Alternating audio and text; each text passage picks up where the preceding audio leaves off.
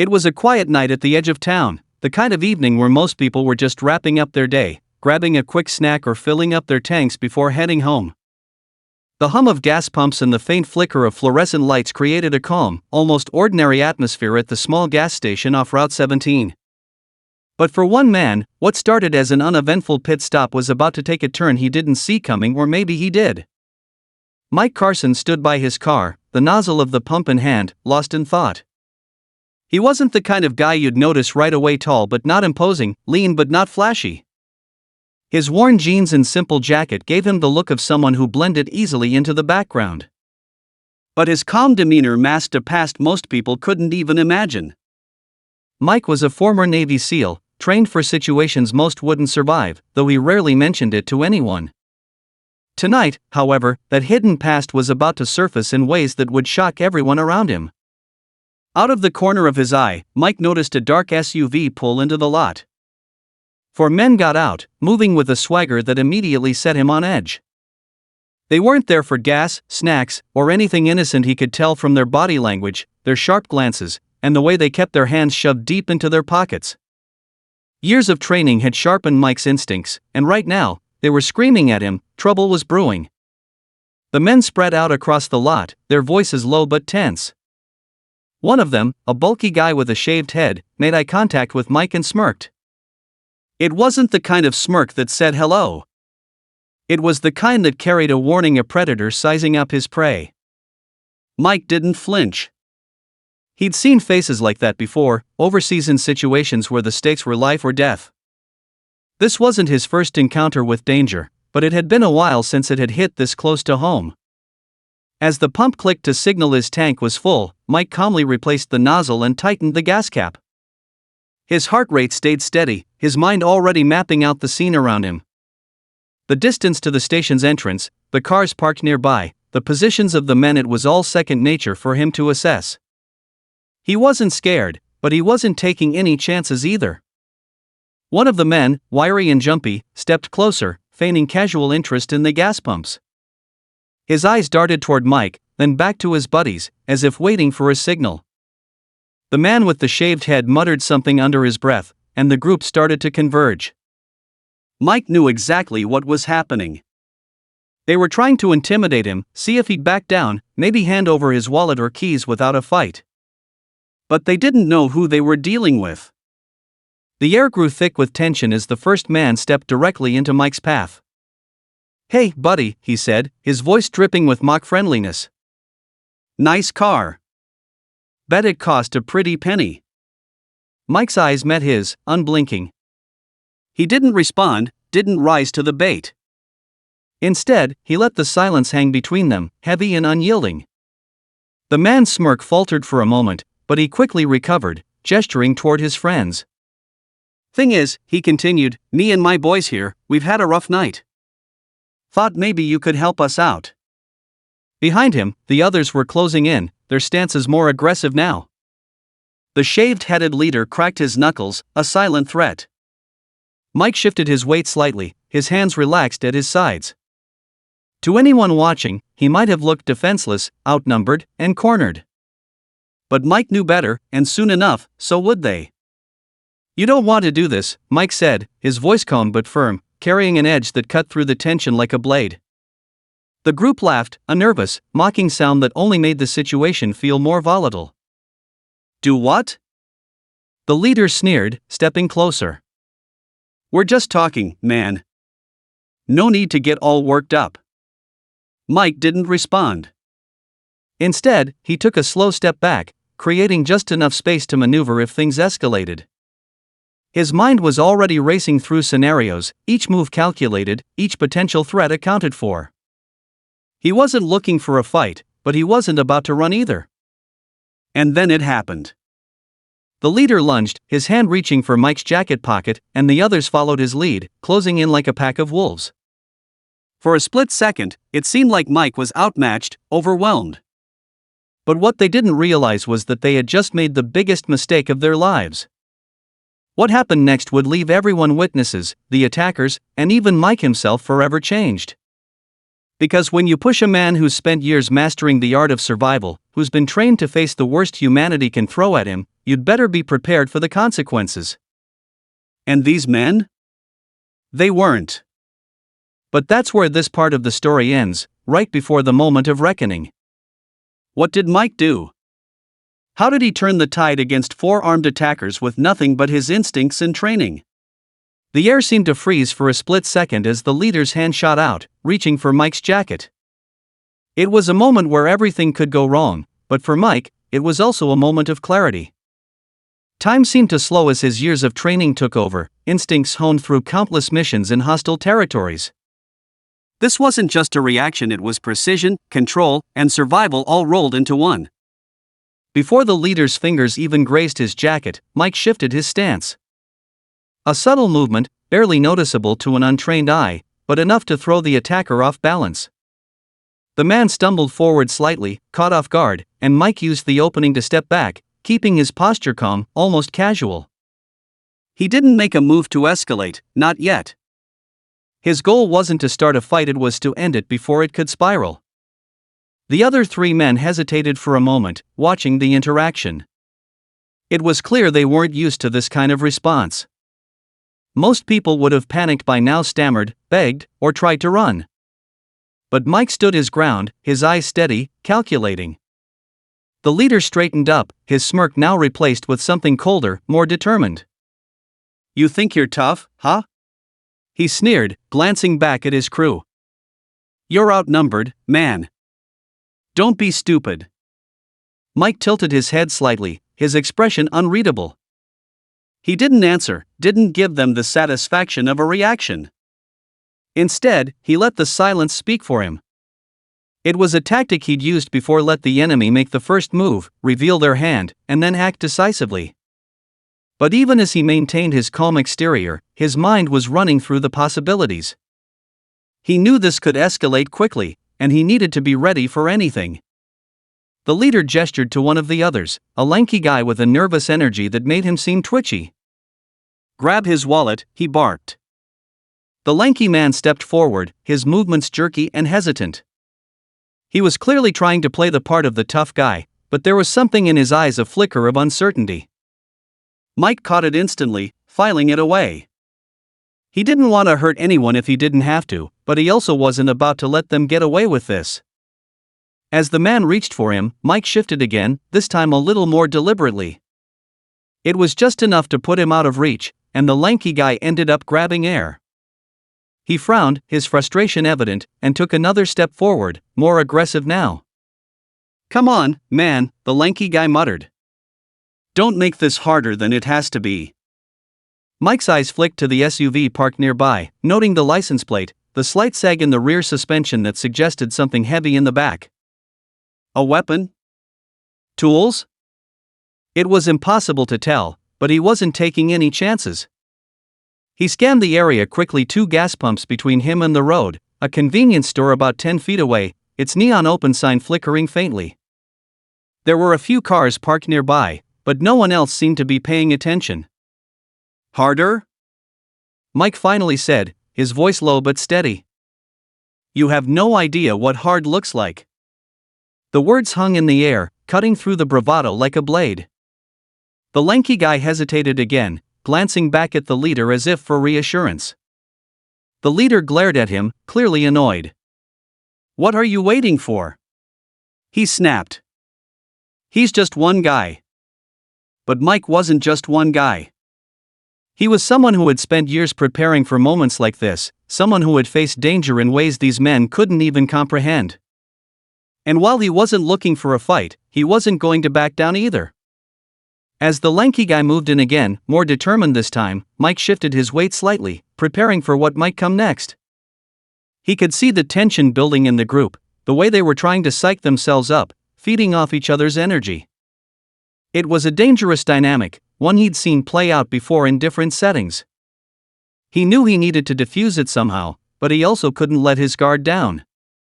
"What do you really want here?" Mike asked, his tone calm but firm. "Because this isn't going to end the way you think it will." The leader laughed, a sharp, humorless sound. "What I want is for you to shut up and hand over your keys. You do that, and maybe we let you walk away." Mike's jaw tightened, but he didn't respond. He could feel the adrenaline starting to kick in, his senses sharpening. Every detail seemed amplified: the faint hum of the gas pumps, the distant sound of a car passing on the highway, the slight shift in the leader's stance as he prepared to make his next move. And then, in a split second, everything shifted. The leader lunged forward, this time with real intent, and the others followed his lead. Mike knew this was at the moment where everything would come to a head. He braced himself, ready to respond, every muscle in his body coiled like a spring. But just as the chaos was about to erupt, something unexpected happened. The door of the convenience store swung open, and a figure stepped out into the dim light. It was the clerk, a young woman who couldn't have been more than 25. She froze for a moment, taking in the scene, and then called out, her voice sharp and cutting through the tension like a knife. "Hey!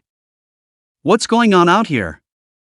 The group paused, their attention momentarily diverted.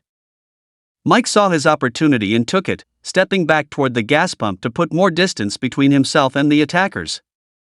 He didn't know who this woman was or why she had decided to intervene, but her presence had created just enough of a distraction to break the momentum. The leader turned toward her, clearly annoyed. "Mind your business," he snapped. "This has nothing to do with you." The clerk didn't back down. She crossed her arms, her posture defiant, and stared him down. "I'm calling the cops," she said. "Unless you want to explain what you're doing to them, I suggest you get out of here." The men exchanged uneasy glances, the tension in the air shifting again. Mike could see the cracks starting to form in their resolve, the way their bravado was starting to falter. But he also knew this wasn't over yet. Not by a long shot. The leader glared at the clerk, his jaw tightening as if weighing his options. He took a step toward her, trying to reassert control. "You don't want to do that," he said, his voice low and menacing. "Trust me. Stay out of it." But the young woman didn't flinch. Her fingers hovered over the phone she had pulled from her pocket, her determination clear. Mike noticed the subtle tremble in her hand, but she stood her ground, refusing to let fear take over. It was a brave move, one that added a new layer of unpredictability to the situation. Mike shifted his position slightly, his eyes never leaving the group. He could see the growing tension in the men, the way their confidence was starting to waver under the weight of an audience. But he also knew that a cornered animal was the most dangerous kind.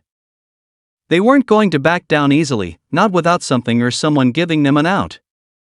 The lanky man glanced between the leader and the clerk, his nervous energy now bordering on panic. "Maybe we should go," he muttered under his breath. "This is getting messy." "Shut up," the leader snapped, his voice sharp. He turned back toward Mike, his anger now redirected. "This guy's not walking away. You hear me? He doesn't get to walk away." Mike's gaze stayed steady, his breathing controlled.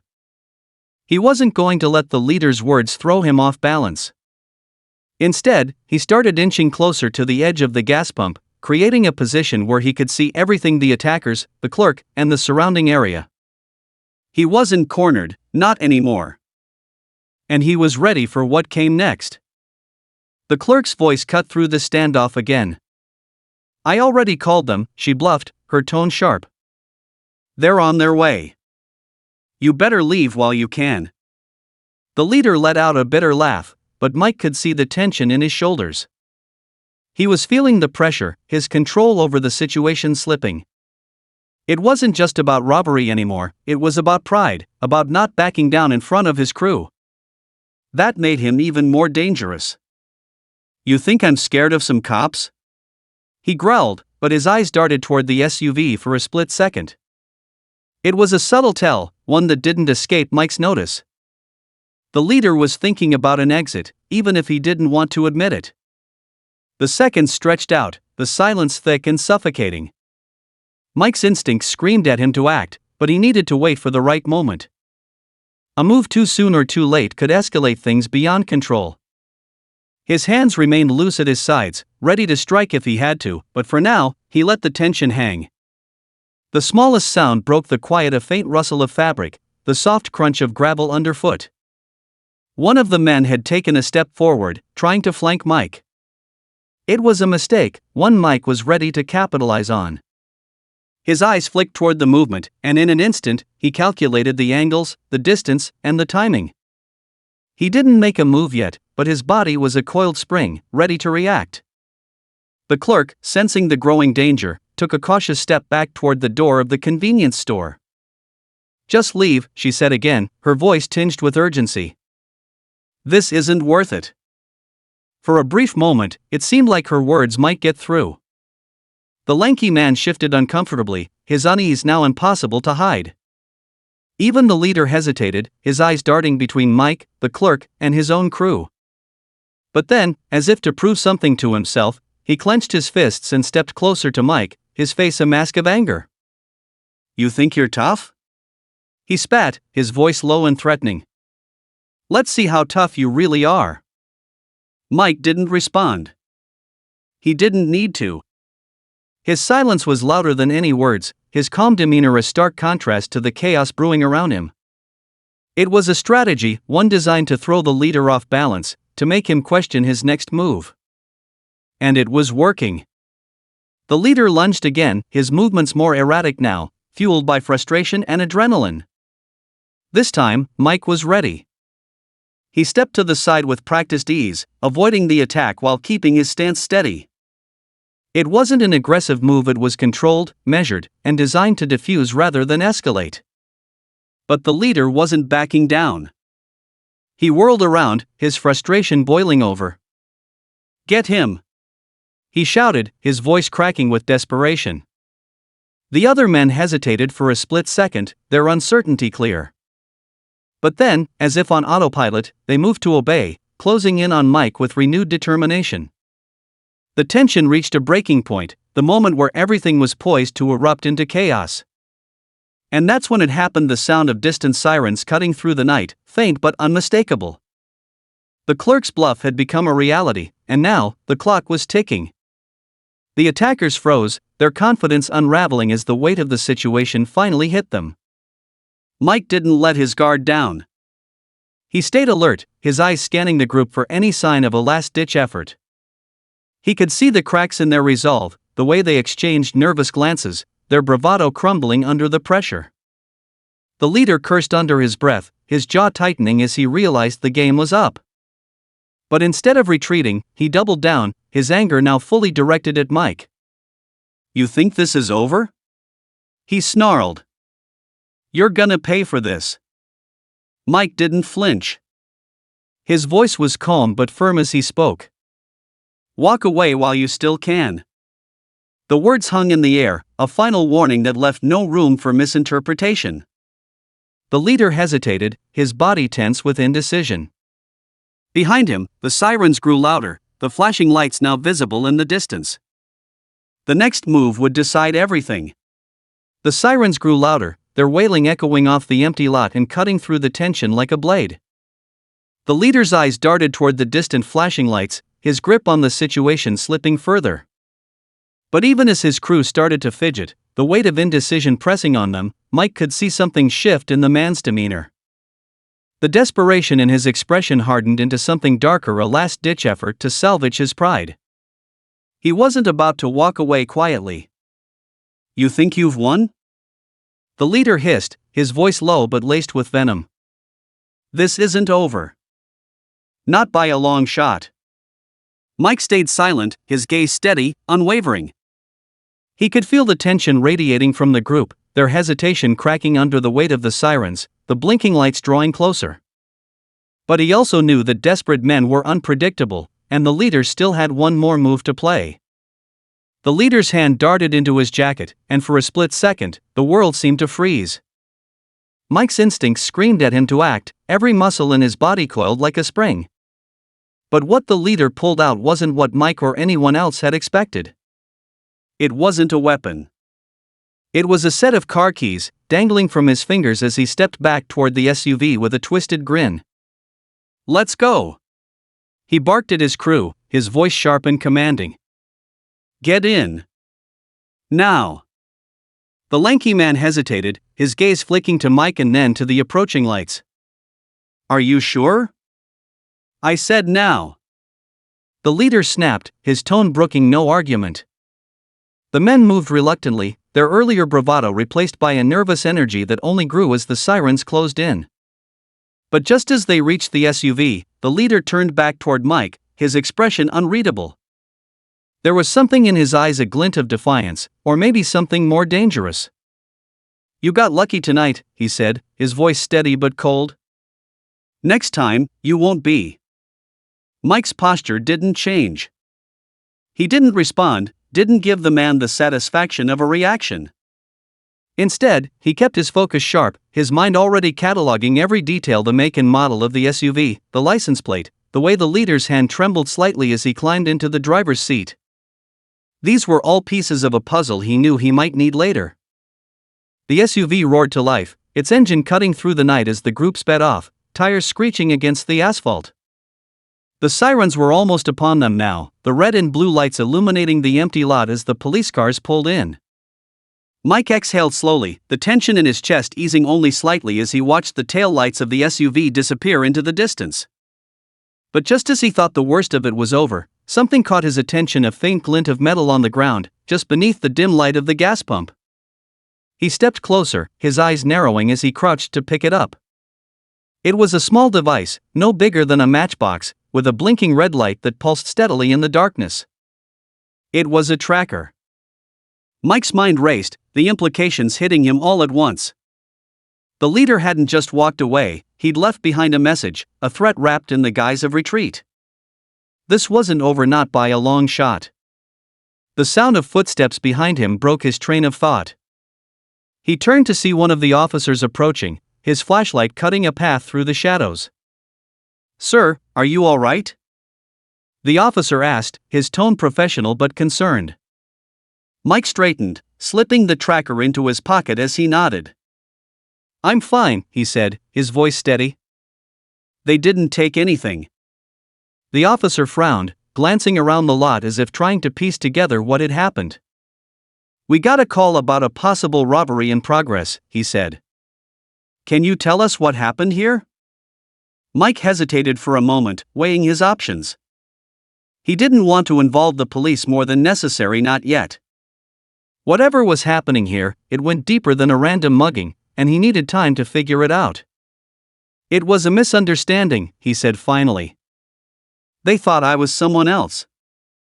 The officer raised an eyebrow, clearly skeptical, but he didn't press the issue. Instead, he gestured toward the clerk, who was standing just outside the convenience store, her face pale but determined. "She's the one who called us," he said. "She said they were threatening you." Mike glanced at the young woman, offering a small nod of gratitude. "She did the right thing," he said simply. "But they're gone now. No one's hurt." The officer studied him for a moment longer before sighing and jotting something down in his notebook. "We'll take a look around, see if we can find anything," he said. "If you remember anything else or if they come back, you let us know." "I will," Mike promised, though he already knew he wouldn't be calling them. Whatever this was, it was his problem to solve, and he couldn't afford to rely on anyone else. As the officers spread out to investigate, Mike turned back toward his car, his mind racing. The tracker in his pocket felt heavier than it should have, a silent reminder that the night was far from over. He didn't know who these men were or why they had targeted him, but one thing was clear: they weren't just random thugs. There was a purpose to their actions, a deeper motive lurking beneath the surface. And now, with the tracker in hand, Mike knew they'd be coming for him again. Only this time, he'd be ready. Mike drove home that night with the tracker still tucked in his pocket, its blinking red light a constant reminder of the trouble waiting in the shadows. He couldn't shake the feeling that this was bigger than it seemed, that the leader's parting words were more than empty threats. Whoever those men were, they had plans and Mike was in their way. But he wasn't the type to sit and wait for answers to come to him. If they wanted a fight, he was going to meet them head on. The next morning, he began to piece together his plan. He started by examining the tracker, carefully dismantling it on his workbench to see if it offered any clues. Inside, he found a small chip stamped with a manufacturer's logo he didn't recognize. He photographed it, knowing it might be a lead later, and then he did something the attackers wouldn't expect. He reactivated the tracker and left it in his car. If they were going to follow him, he'd make sure they followed him somewhere on his terms. By mid-afternoon, Mike had everything set. He drove out to a remote location he used to train, a sprawling piece of land filled with dense trees and uneven terrain. It was the perfect place to turn the tables. He parked his car in a clearing and then vanished into the woods, his every movement silent and deliberate. He knew it wouldn't be long before they came looking.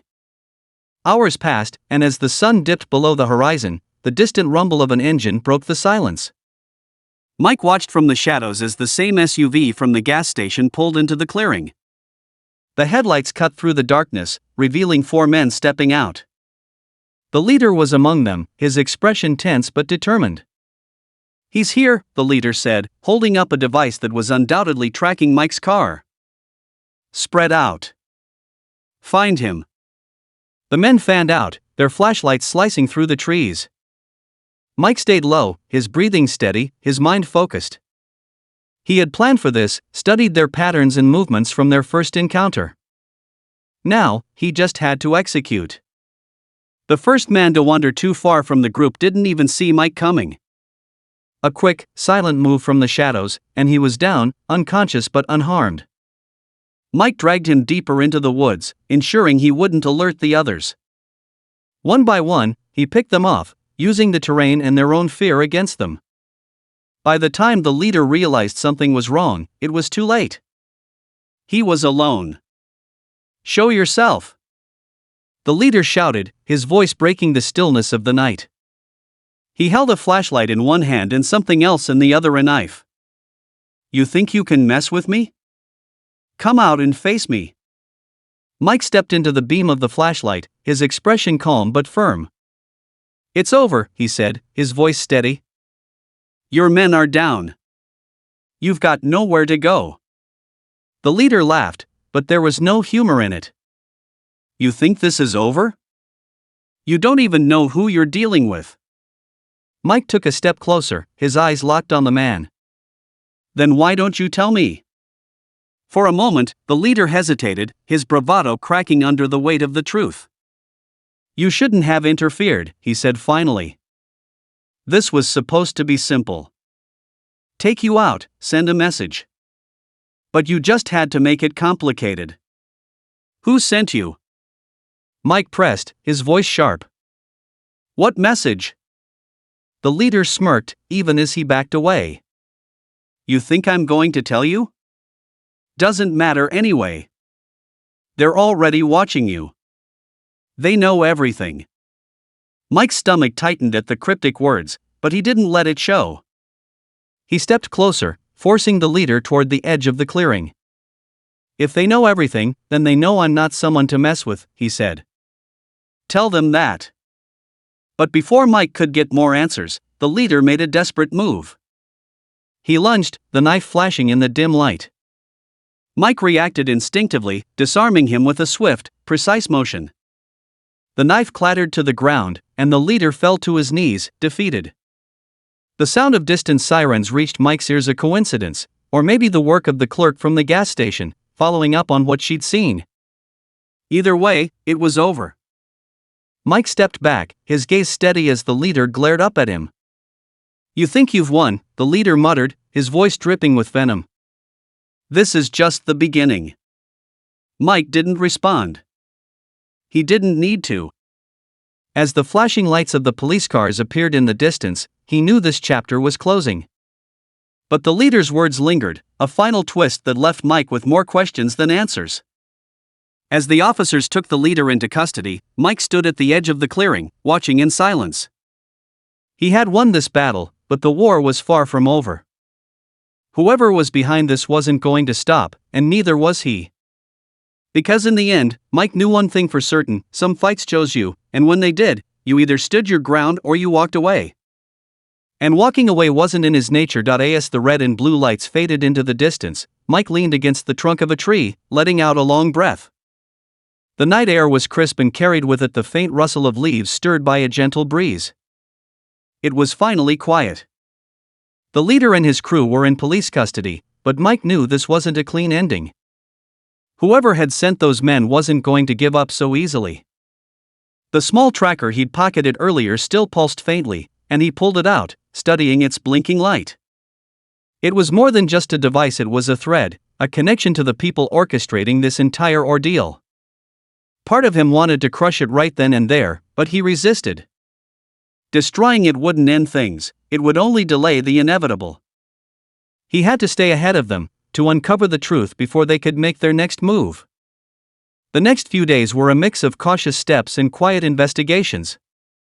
Mike reached out to a few trusted contacts, former teammates from his Navy SEAL days. These were men who understood the shadows he was now navigating, men who could help him without asking too many questions. Through them, he began piecing together the puzzle, following the faint trail left by the tracker. The manufacturer's logo on the device led him to a private tech firm with a reputation for working in the gray areas of the law. It didn't take long to uncover that the firm had ties to a larger organization, a shadowy network known for handling dirty jobs and enforcing silence. It all pointed to one thing: someone with power and resources had decided Mike was a threat. But why? The answer came in an unexpected way. Late one evening, as Mike sat in his dimly lit kitchen, his phone buzzed with an unknown number. He hesitated before answering, instinctively preparing for trouble. "Hello?" The voice on the other end was calm, almost unnervingly so. "Mr. Johnson, you've proven to be quite resilient." Mike's grip on the phone tightened. "Who is this?" "Let's just say I represent certain interests," the voice replied. "Interests that are concerned with your involvement in matters that don't concern you." Mike's mind raced, but he kept his tone steady. "You sent those men after me." "Regrettable, but necessary," the voice said smoothly. "You're digging into things better left buried. This is your final warning, walk away, and we'll consider this matter closed." "And if I don't?" Mike asked, his voice cold. There was a pause, and then the voice spoke again, quieter but no less menacing. "Then you'll leave us no choice." The line went dead, and Mike stared at the phone, his jaw tightening. He knew he couldn't stop now, not after hearing that. Whoever these people were, they were hiding something big, and they were willing to go to extreme lengths to protect it. But Mike wasn't about to be intimidated. He had faced worse before, and he wasn't about to let fear dictate his actions. Over the next few weeks, Mike methodically dismantled the web of secrecy surrounding the organization. With the help of his contacts, he traced their operations, uncovering hidden accounts, shell companies, and encrypted communications. The pieces began to form a clear picture: the organization was involved in illegal arms deals, using front companies to move weapons under the radar. And somehow, Mike had stumbled into their path, likely by being in the wrong place at the wrong time. But the deeper he dug, the more he realized this wasn't just about him. The weapons being moved weren't just for profit, they were fueling conflicts in unstable regions, causing untold suffering. Walking away wasn't an option, not if he wanted to live with himself. The final confrontation came on a quiet evening when Mike intercepted a shipment the organization had arranged. It wasn't just a shipment, it was a test, a way for them to prove their influence and send a message to anyone who might cross them. Mike knew he couldn't let it happen. Using every ounce of his training, he sabotaged their plans, ensuring the weapons were confiscated by authorities while leaving just enough breadcrumbs to expose the organization's involvement. It was a risky move, but it worked. The fallout was swift, with international agencies stepping in to investigate, and the organization's network began to unravel. In the end, Mike didn't wait for gratitude or recognition. That wasn't why he had done it. He disappeared back into his quiet life, knowing that while he had won this battle, the fight against people like them would always continue. Sitting on his porch one evening, Mike watched the sun dip below the horizon, the sky painted in hues of orange and pink. He knew the dangers weren't completely gone, that there might be consequences down the line. But for now, he allowed himself a moment of peace, knowing he had made a difference. Because that was who he was. A protector. A fighter. Someone who wouldn't back down, no matter the odds.